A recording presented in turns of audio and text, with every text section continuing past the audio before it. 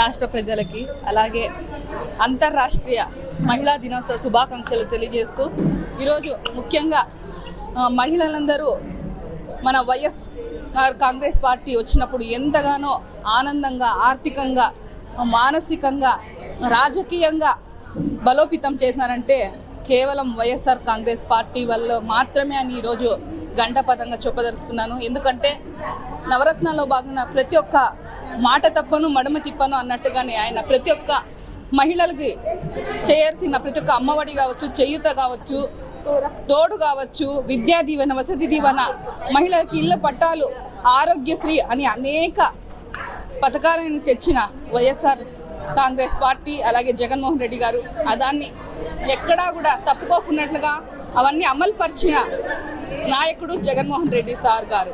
మహిళా పక్షపాతి అని కూడా అనవచ్చు. కానీ ఈ కూటమి ప్రభుత్వం వచ్చిన తర్వాత మహిళలకి ఎంత అన్యాయం జరిగిందంటే సూపర్ 6లో భాగంగా మహిళా శక్తి అన్నారు, అమ్మఒడినే తీసి ఏమన్నారు, అమ్మఒడిని తీసి తల్లికి వందనం అన్నారు. తల్లికి వందనం కాదు కానీ తల్లికి పంగనామాలు పెట్టిన పరిస్థితి ఈ కూటమి ప్రభుత్వంది. అదేవిధంగా ఉచిత బస్సు అన్నారు, 9 నెలలు గడిపి వస్తుంది, ఇప్పుడు కూడా ఒక ఉచిత బస్సు కానీ ఉచిత మంచినీళ్ళు కూడా ఇవ్వలేని పరిస్థితి ఈ ప్రభుత్వం ఉంది. కాబట్టి మహిళలు ఇప్పుడైనా మేల్కోండి. ఎప్పటికీ జగనన్న పక్షాన, వైఎస్ఆర్ కాంగ్రెస్ పక్షాన మహిళలు ఏకగ్రీవంగా ఉన్నారు.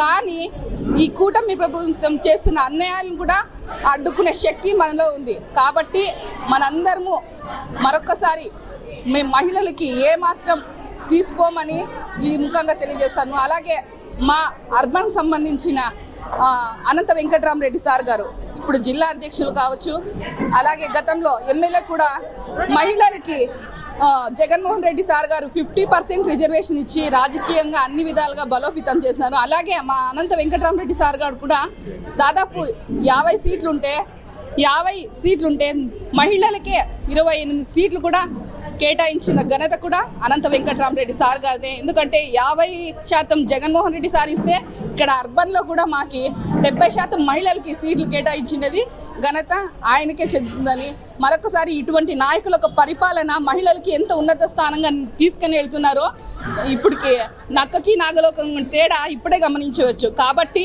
మహిళలందరూ మరొక్కసారి మన జగన్మోహన్ రెడ్డి సార్ని ఈ మహిళా దినోత్సవం సందర్భంగా ఆయన్ని మరొకసారి గెలిపించుకోవాలి, మరొకసారి కూటమి ప్రభుత్వాన్ని మెడలొంచాలని ఈ సందర్భంగా తెలియజేసుకుంటూ మరొకసారి అంతర్రాష్ట్రీయ మహిళా దినోత్సవ శుభాకాంక్షలు తెలియజేస్తున్నాను.